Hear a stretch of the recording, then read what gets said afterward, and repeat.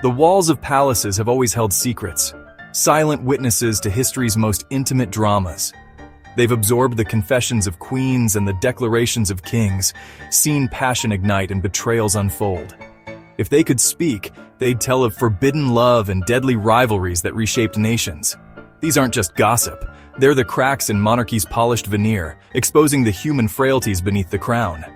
Power demands perfection, but beneath the jewels, kings and queens are only human.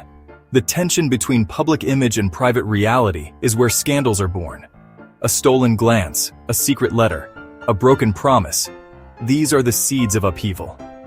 Royal families have always tried to control their image, burning letters, exiling threats, rewriting history. The desperation to bury a secret reveals its true danger and the fragility of monarchy. Yet history refuses to forget. Whispers escape the palace, carried by servants and diplomats, recorded in secret diaries and bitter memoirs. What was once a secret becomes rumor, then legend, then fact. The stories royal houses fought to bury often define their legacy. Even those who seem above the world are bound by its passions and consequences. The walls remember, even when the world tries to forget. King Henry VIII craved power, glory, and above all, a son. His marriage to Catherine of Aragon produced only a daughter, Mary, sparking a dynastic crisis. The Tudor hold on the throne was new and fragile. Without a male heir, the future seemed uncertain. Catherine was past childbearing, and the Pope refused Henry's request for annulment, trapping the king in a political and religious deadlock. This wasn't just about discarding a wife. It was a betrayal on a grand scale. Henry broke with Rome, declared himself head of the Church of England, and seized its wealth. Loyal advisors like Sir Thomas More paid with their lives for refusing his authority. The king's obsession became a revolution, fueled by lust and executed with ruthless politics. Henry demanded absolute obedience. Those who opposed him suffered. The scandal wasn't just Anne Boleyn, it was the upheaval of the established order. Henry tried to bury his personal desires under the narrative of national destiny. But the two were forever linked. One man's obsession reshaped a world. Anne Boleyn was no ordinary mistress, intelligent, ambitious, and unwilling to yield. She captivated Henry VIII, refusing to be his mistress and holding out for the crown. Her influence was immense, helping drive the Protestant Reformation in England. For a time, she was the kingdom's most powerful woman, but her failure to produce a male heir became her undoing. Henry's passion cooled. Anne's sharp wit and political savvy, once admired, became liabilities. Enemies at court whispered doubts about her fidelity, reframing her strengths as arrogance and treachery. A plot formed. Anne was accused of adultery, incest, and treason, charges almost certainly fabricated. She was arrested, tried, and executed on Tower Green. Henry erased her from memory, declaring their marriage invalid and Elizabeth a bastard. But history refused to let Anne be forgotten. Her rise and fall exposed the dangers of ambition and the brutality of royal politics. The scandal was not just her alleged affairs, but the shocking injustice of her end. Anne's story endures as a testament to the perilous heights and depths of power. The queen who gambled everything became a legend. Her legacy outlived the king who tried to erase her. In 1936, the British monarchy faced a crisis: love versus duty. King Edward VIII wanted to marry Wallis Simpson, an American divorcee, which was unthinkable for a king and head of the Church of England. The government and royal family opposed the marriage. The public was thrust into a national debate. Edward was forced to choose between the woman he loved and the empire he was born to rule.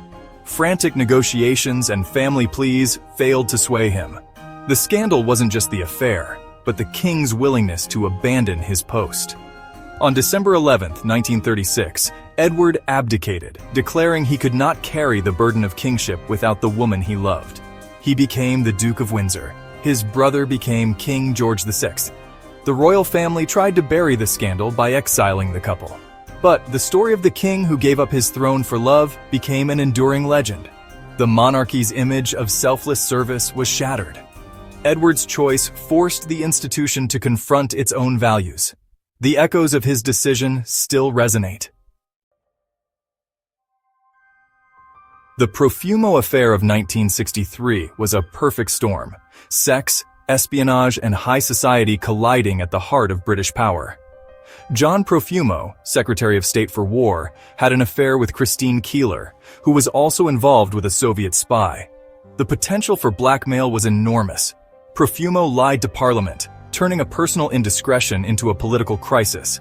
The scandal touched the monarchy when Prince Philip was linked, however tenuously, through mutual acquaintances. The affair exposed the vulnerability and hypocrisy of the British elite. Attempts to bury the story failed. The press pursued it relentlessly. Profumo's confession and resignation fatally wounded the government. The Profumo affair marked the end of public trust in authority. It chipped away at the mystique of the establishment, including the monarchy. In the media age, no secret was safe. The boundaries between power and scandal had blurred forever. Before he was king, Edward VII, Bertie, was known for pleasure and scandal. His affairs with women like Lily Langtry and Daisy Greville were open secrets, managed by loyal courtiers and a discreet press. His wife, Princess Alexandra, tolerated his infidelities with grace.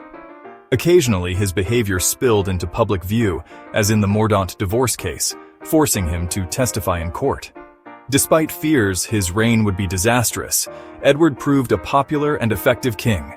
His scandalous past became part of his legend, shaping the Edwardian era. He balanced indulgence with duty, forever altering the monarchy's image. In 1889, the Austro-Hungarian Empire was rocked by the Meyerling tragedy. Crown Prince Rudolf and his young mistress, Mary Vetsera, were found dead in a murder-suicide pact. The court's official story, a heart attack, was a desperate lie. The truth: Rudolf, trapped in a loveless marriage and political despair, killed Mary and himself. The imperial court launched a massive cover-up, smuggling Mary's body away and altering Rudolf's cause of death to allow a Catholic burial. Despite these efforts, rumors spread across Europe. The Meyerling incident became a symbol of imperial decay and hypocrisy. The desperate attempt to bury the scandal only fueled public fascination. The doomed lover's story endured, exposing the pressures and tragedies of royal life. The Habsburgs could never erase it from history. Diana, Princess of Wales, entered the royal family as a shy bride, adored by the public. Behind palace gates, her marriage to Prince Charles quickly crumbled. Isolated and unhappy, Diana struggled with bulimia and depression. Unlike scandals before, she chose to weaponize her pain, using the media to tell her story. The War of the Waleses played out on tabloid front pages. In 1995, her BBC Panorama interview was a declaration of war. She confirmed Charles's affair and spoke of her own struggles. The interview sent shockwaves through the monarchy. The royal family's attempts to control the narrative failed. Diana's story became a global phenomenon, challenging the monarchy's relevance. After her tragic death, public grief forced the Queen to break protocol. Diana changed the relationship between the monarchy and the people. Her rebellion's aftershocks are still felt today. Royal families have always relied on mystique, building power on images of perfection. Scandals pierce that veil, revealing the human frailties beneath the crown. The desperate need to bury these stories stems from fear. The fear that exposed magic could destroy the institution. Methods of suppression have changed, but the goal remains: control the narrative. Yet, the truth always finds a way to survive.